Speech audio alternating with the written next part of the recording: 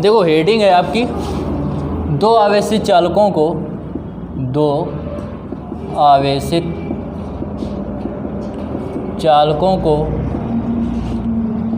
एक दूसरे से जोड़ने पर आवेशों का पुनर्वितरण।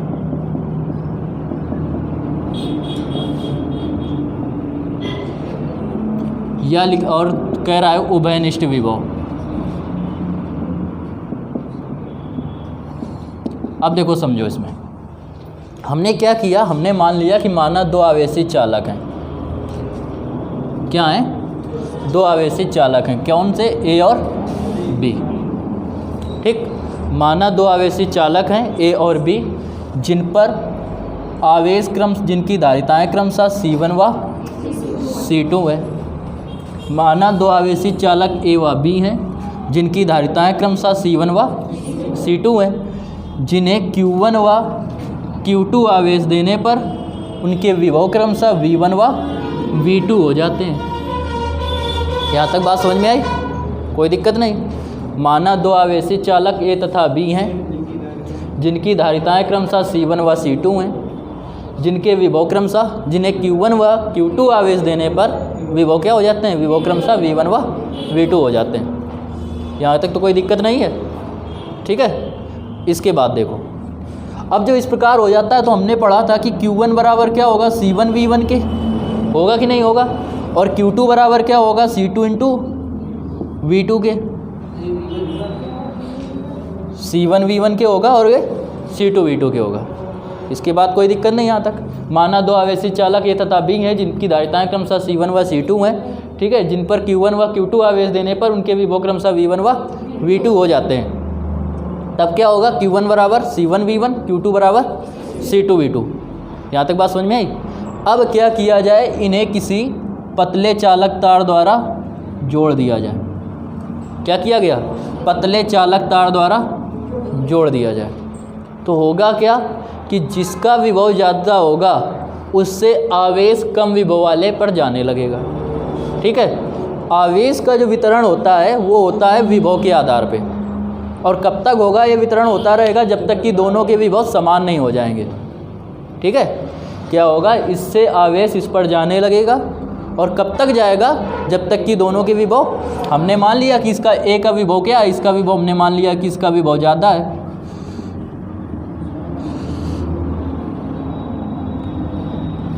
ये हमने क्या किया है? माना है। और इसका विभव क्या होगा? फिर कम होगा। तो इससे आवेश जाएगा, और कब तक जाएगा? जब तक कि दोनों के विभव समान नहीं हो जाते, तब तक जाता रहेगा। ठीक, परंतु अगर इससे जा रहा है इस पर आवेश, तो आवेश तो दोनों के बदल जाएंगे जब दोनों से एक से आवेश दूसरे में जा रहा है। लेकिन अगर हम लोग कुल आवेश की बात करें तो कुल आवेश क्या रहेगा? सेम रहेगा, क्योंकि पहले क्या था? आवेश Q1 प्लस Q2 था, कुल आवेश था कि नहीं था? अब जो आवेश है वो भी Q1 प्लस Q2 रहेगा। ठीक है, यदि इसकी धारिता नगण्य हो और ये पर्याप्त दूरी पर हो और एक दूसरे पर कोई वैद्युत प्रभाव न डाल रहे हो। ठीक है, तो बात समझ में आई कि माना दो आवेशित चालक ए तथा बी हैं, जिनकी धारिताएं क्रमशः C1 व C2 हैं, जिन्हें Q1 व Q2 आवेश देने पर उनके विभव क्रमशः V1 और V2 हो जाते हैं। सेम यही लिखना भी है। तब Q1 बराबर C1 V1, Q2 बराबर C2 V2। यहाँ तक बात समझ में आई? यहाँ तक पहले लिख लो। तो क्या हुआ? यहाँ तक आपको आ गया कि जब इनको क्या किया जाता है? एक पतले चालक तार द्वारा जोड़ दिया जाता है, तो क्या होता है? ऊंचे विभव वाले चालक से आवेश नीचे विभव वाले विभव में आवेश जाने लगता है। क्या होगा? आवेश ऊंचे विभव वाले चालक से नीचे विभव वाले चालक पर जाने लगता है, और तब तक जाता है जब तक कि दोनों के विभव समान नहीं हो जाते। आवेश नहीं समान हो रहे हैं जब तक दोनों के विभव नहीं समान हो जाते। जब विभव समान हो जाएंगे तो जाना क्या होगा? बंद हो जाएगा। यहाँ तक बात समझ में आई? कोई दिक्कत नहीं। तो इसको कैसे लिखेंगे इसके बाद? कि जब दोनों चालक तारों को किसी पतले तार द्वारा जोड़ दिया जाता है, ठीक है, पतले चालक तार द्वारा जोड़ दिया जाता है, तो आवेश ऊंचे विभव वाले चालक से नीचे विभव वाले चालक पर जाने लगता है, और तब तक जाता है जब तक कि दोनों पर क्या होता है? विभव समान नहीं हो जाता। आवेश नहीं समान हो रहा है, क्या समान हो रहा है? विभव समान नहीं हो जाता। ठीक है, जबकि आवेश की कुल मात्रा कितनी रहती है, Q1 प्लस Q2 ही रहती है। ठीक, अब चालक पर, अब इससे मतलब पता क्या चला हमें कि जोड़ने के बाद क्या हुआ, आवेश का पुनर्वितरण हो गया, दोबारा फिर बट गए। कैसे बराबर रहे ये समझ लो। जैसे हुआ क्या कि एक लोगों के पास कितने थे, 150 रुपये थे, एक लोग के पास 200 रुपये थे। ठीक है, दोनों के अलग अलग रुपए हैं। एक ने क्या किया कि अपने से, जिसके पास 200 से, उसने 25 रुपये 175 रुपये वाले को दे दिया। क्या आ जाएगा, दोनों के पास कितने, एक उसके पास कितने हो गए, 200। या वो करे ऐसे मान लो और समझ में आ जाएगा, जैसे एक के पास 60 रुपये थे, एक के पास 40 रुपये थे। ठीक है, एक के पास 60 रुपये थे, एक के पास 40 रुपये थे। 60 वाले ने क्या किया, उसको 5 रुपये दे दिया। कितने हो गए उसके पास, और 60 वाले के पास कितने हो गए, 55 हो गए। लेकिन अभी भी तो दोनों के पहले जोड़े जाते तो 60 और 40 100 थे, अब 45 और 55 जोड़े जाएंगे तो 100 होंगे। तो चाहे पहले Q1 प्लस Q2 जो था वो बटने के बाद भी दोनों में ही तो बटा है, और दोनों के बटने के बाद भी वो कितना रहेगा, Q1 प्लस Q2 ही रहेगा। तो इन पर आवेश की जो कुल मात्रा रहती है वो Q1 प्लस Q2 ही रहती है। ठीक है, यहाँ तक बात समझ में आ गई, कोई दिक्कत नहीं है। अब इनकी अगर धारिता कितनी थी, कुल धारिता कितनी थी, ये आ गया कुल आवेश, ये आ गया हमारा वही जो पुना था। अगर हम बात करें किस पे कि इनको बटने के बाद विभव क्या हो रहा है, समान हो रहा है, तो इसका अगर विभव V हो जाए और इसका भी V हो जाए, समान मतलब दोनों का सेम रहेगा, इसको क्या बोलेंगे, उभयनिष्ठ विभव, मतलब कॉमन विभव, पोटेंशियल। ठीक है, इन पर उभयनिष्ठ विभव कैपिटल V हो जाए तो ये उभयनिष्ठ विभव आएगा, उभयनिष्ठ विभव। V बराबर जो होगा वो क्या होगा, कुल आवेश, क्योंकि V बराबर होता है Q/C, कल हम लोगों ने पढ़ा था। तो कुल आवेश अपॉन कुल धारिता। तो V बराबर कुल आवेश जो आएगा वो क्या आएगा, Q1 plus upon C1 plus, एक तो हमारा उभयनिष्ठ विभव का ये फार्मूला बन गया। यहाँ तक बात समझ में आई। दूसरा हमारा हमने Q1 अभी पढ़ा था, Q1 बराबर क्या पढ़ा था, C1V1, Q2 बराबर क्या पढ़ा था, C2V2, और ये दे रहा है C1 प्लस C2। एक ही आ गया उभयनिष्ठ विभव का फार्मूला। यहाँ तक समझ में आया, उभयनिष्ठ विभव तक। तो फिर से एक बार पूरा रिपीट करते हैं। माना दो आवेशित चालक A तथा B हैं, जिन पर की धारिताएं क्रमशः C1 व, जिन्हें क्रमशः V1 Q1 और Q2 आवेश देने पर उनके विभव क्रमशः V1 और V2 हो जाते हैं। तब लिखा था हम लोगों ने Q1 बराबर C1V1, Q2 बराबर C2V2। अब क्या किया जाए, यदि इन दोनों चालकों को एक पतले चालक तार द्वारा जोड़ दिया जाए तो क्या होता है, ऊंचे विभव वाले चालक से आवेश नीचे विभव वाले आवेश चालक पर जाने लगता है, और तब तक जाता है जब तक कि दोनों के विभव समान नहीं हो जाते। हमने मान लिया कि उभयनिष्ठ विभव कितना हो गया, समान विभव, जो दोनों का समान विभव है वो कितना है, V। ठीक है, अब दोनों पे आवेश पुनः बट गया, तो इसका मतलब क्या हुआ, आवेशों का पुनर्वितरण हो गया। ठीक है, तो आवेशों का पुनर्वितरण हो गया, लेकिन बढ़ तो गया आवेश इधर उधर, लेकिन कुल आवेश क्या रहेगा, वही हमारा Q1 प्लस Q2 रहा। यदि उभयनिष्ठ विभव हमने कैपिटल V माना है तो उभयनिष्ठ विभव V बराबर क्या होगा, कुल आवेश बटे कुल धारिता। कुल आवेश जो था वो Q1 प्लस Q2 था, और C1 प्लस C2 हो गई दोनों की धारिता। अब लेकिन हमने अभी पढ़ा था कि Q1 बराबर कितने के था, C1V1 के, तो Q1 की जगह C1V1 रख देंगे, Q2 की जगह C2V2 रख देंगे, ये आ जाएगा C1 प्लस C2। ये आ गया क्या, उभयनिष्ठ विभव। बात समझ में आई। अब देखो है क्या कि हमने माना कि जब इन पे आवेश का क्या हुआ, पुनर्वितरण हो गया, उभयनिष्ठ विभव तो आपने ज्ञात कर लिया। अब हमने मान लिया कि इन पर आवेश का जब पुनर्वितरण हो गया तो पुनर्वितरण के पश्चात क्या होगा, चालकों A तथा B पर विभव, B पर आवेश, अब आवेश चेंज हो जाएंगे। जब दो लोगों के पास रुपए फिक्स थे अमाउंट पे, वो दोनों लोगों ने एक दूसरे से कुछ न कुछ, एक ने दूसरे को कुछ दे दिया, तो दोनों के बदल जाएंगे ना। तो हमने मान लिया कि क्या हो गया, Q1 डैश व पर आवेश आवेश क्या है, क्रमशः Q1 डैश और Q2 डैश हैं, या इतने हो जाते हैं। बात समझ में आई। कुल तो वही रहेगा आवेश। ठीक है, दोनों लोगों में से दोनों के पास बराबर रुपए थे, उसने एक ने कुछ रुपए दूसरे को दे दिया, इन दोनों के जोड़ के देखे जाए तब तो उतने ही रहेंगे, उसमें तो कोई चेंजमेंट आएगा नहीं। ठीक है, लेकिन दोनों के बदल जाएंगे अमाउंट, हमने मान लिया ये हो गया। तब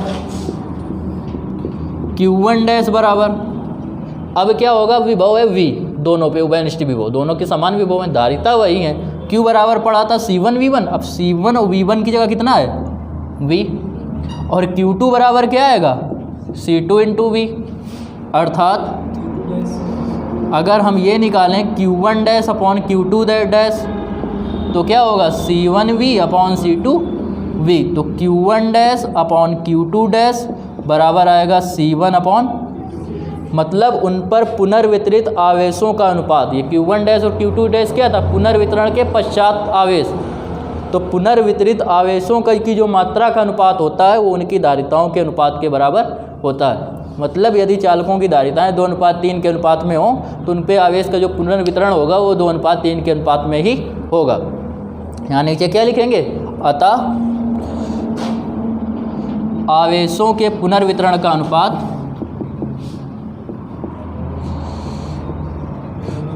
वितरण का अनुपात क्या होगा, उनकी धारिताओं के अनुपात में होता है।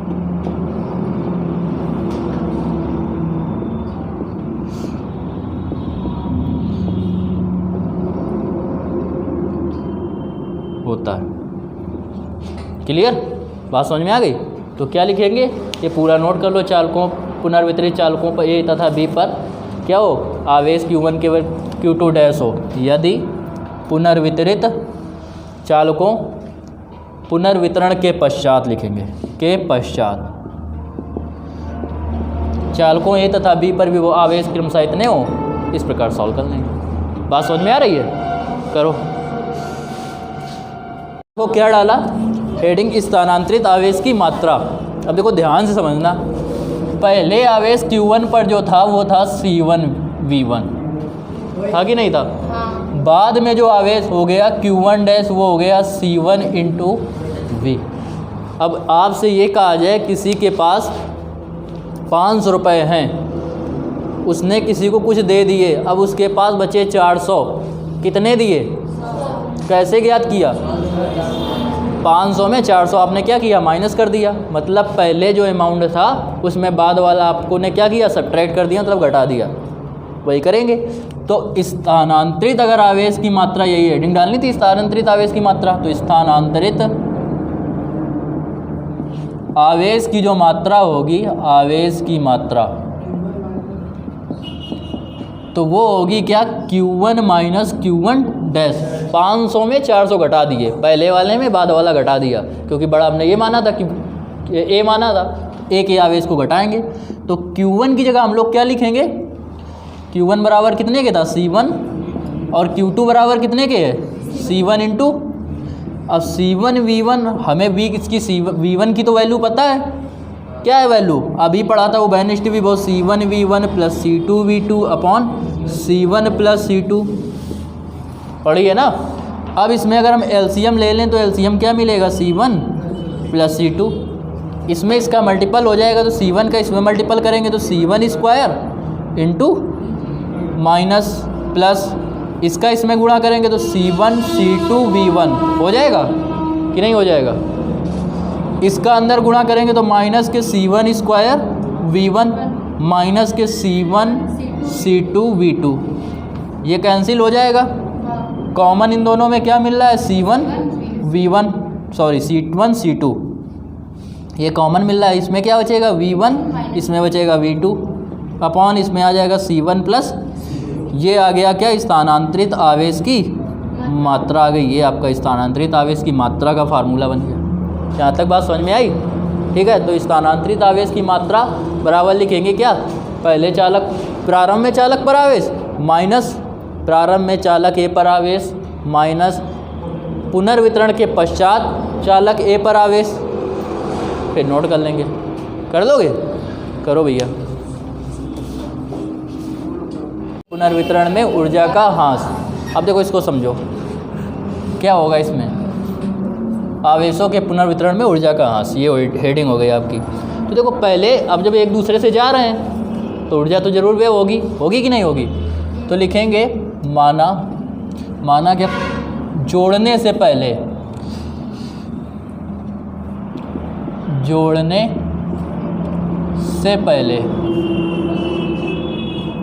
चालक ए पर आवेश, चालक ए की ऊर्जा।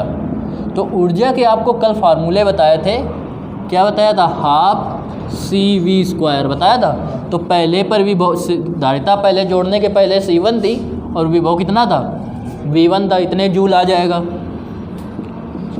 और चालक B की ऊर्जा, ये जोड़ने से पहले की बात हो रही दोनों में, U2 बराबर आ जाएगा 1/2 C2V2², इतने जूल। ठीक है। अब इसके बाद बात करेंगे जोड़ने से पहले कुल ऊर्जा। जोड़ने से पहले दोनों चालकों की कुल ऊर्जा।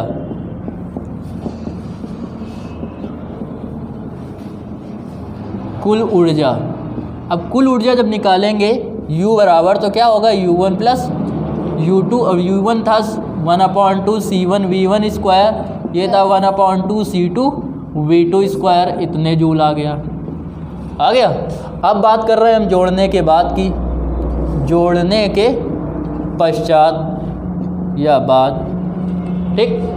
चालक ए की ऊर्जा, तो हम लोगों ने क्या देखा कि जोड़ने के पश्चात जो विभव था वो कितना हो गया था? दोनों पे V और V हो गया था, धारिता C और C1 और C2 ही रही थी। तो क्या हो जाएगा? 1/2 C1V², इतने जूल। और ये हो जाएगा U2 डैश, चालक B की ऊर्जा।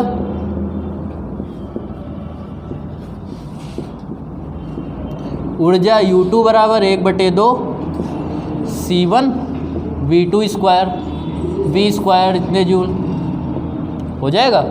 निकालेंगे। अतः जोड़ने के बाद कुल ऊर्जा U डैश बराबर क्या आएगा? U1 dash plus U2 dash. तो U डैश इक्वल 1/2 क्या आएगा? C1V² प्लस ये आ जाएगा 1/2 C2V²। ऊर्जा का ह्रास हुआ है, कमी हुई है। आपके पास 1000 रुपये थे, ठीक है। आप कहीं घूमने गए, वापस आए, आपने देखा आपके पास केवल बचे कितने? 800 रुपये। कि क्या हुआ? 200 की कमी हुई। आपने कमी कैसे निकाली? पहले जितना आपके पास था उसमें से क्या किया? बाद वाला घटा दिया, आ गया, तो वही निकालेंगे। अब यहाँ तक बात समझ में आई? यहाँ तक नोट करो फिर बताएं।